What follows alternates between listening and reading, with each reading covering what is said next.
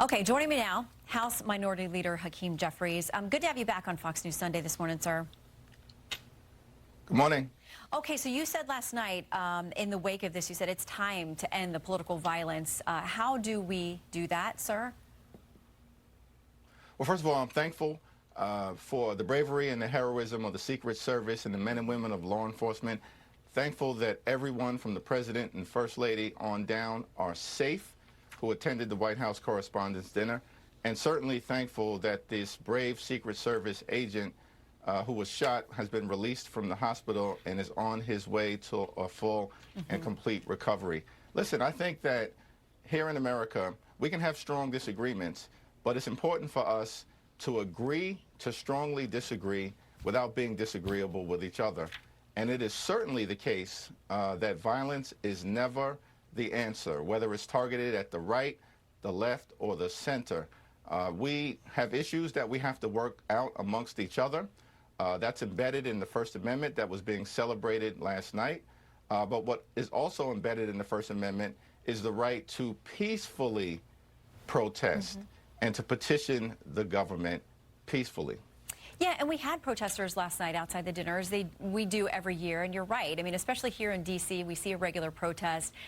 We celebrate the First Amendment, and that was what so much of last night was about. But there are those out there, and our polling continues to show, especially younger voters and younger people think that political violence is justified against your opponents. How do we speak into that? How do we change those minds? That's the next generation who increasingly says it's fine to use that against your opponents. Well, I think it's going to be important for all of us, whether that's the president, the cabinet, members of Congress, people in the Senate, governors, state and local elected officials all across the country, to do the best that we can to set the most appropriate example. Again, to disagree with each other strongly when necessary, to battle it out in the public sphere of ideas, but to make sure that we respect the opposition in terms of those disagreements that are anchored in principle, and also to make clear that everybody, whatever your ideological perspective is, we all love America, and we all want to make sure that this country is the best that it can possibly be, particularly as we approach the 250th birthday on July 4th, and work hard together to make the next 250 years even better than the first. Yeah, we do have some work to do. And you have work to do on the Hill as there's still a continuing battle over a number of big issues, but continuing with DHS funding, we understand that in a matter of days, probably the paychecks will run out for Secret Service agents like the one who was injured last night. Thankfully, that protective vest did its job. But you might have heard the Attorney General, Acting Attorney General Todd Blanche earlier say it's time to stop using these kinds of employees, DHS employees, as pawns. So what do you make of his characterization of that issue as we still ask these people to show up for work, but they may soon be doing it life or death situations without a paycheck? Well, we have to make sure that every single Secret Service agent continues to get paid, every single TSA agent, the Coast Guard and FEMA, as well as the hardworking men and women of the Department of Homeland Security. Actually, there's been a bipartisan bill sent over by the Senate not once but twice that has been pending before the House of Representatives now for weeks.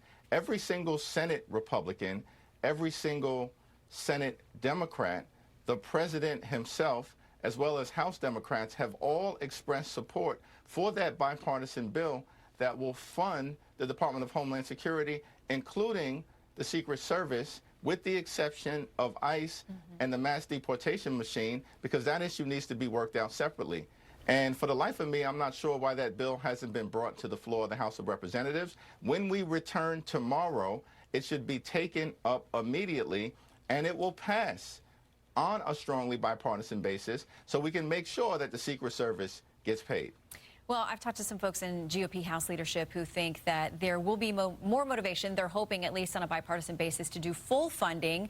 It doesn't sound like that's an idea that you're open to right now, but we'll track that this week as you all get back here and get back to work. I want to talk about this as that is playing out.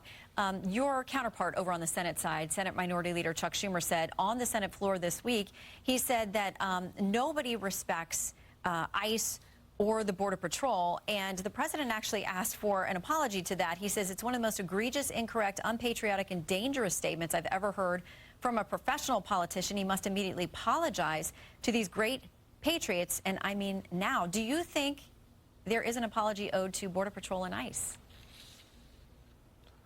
Well, I didn't track that statement on the House floor. I know Chuck Schumer is an incredibly patriotic individual. He cares about this country. All of us, with respect to whatever disagreements that we may be having relative to spending billions of dollars to fund ICE, which in some instances has been used to brutalize or kill American citizens like Renee Nicole Good and Alex Preddy. Certainly, I have a problem with that aspect of what has happened. But taking a step back, we want strong border security.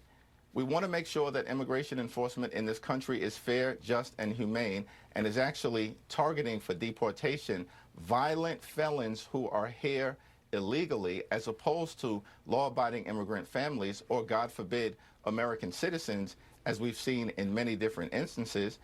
But perhaps most importantly, we have a broken immigration system, and we actually should fix it, and fix it in a comprehensive and in a bipartisan way, while we also deal with some of the other challenges that the American people face, such as the high cost of living. Let's come together as Democrats and Republicans to actually make life more affordable for the American people.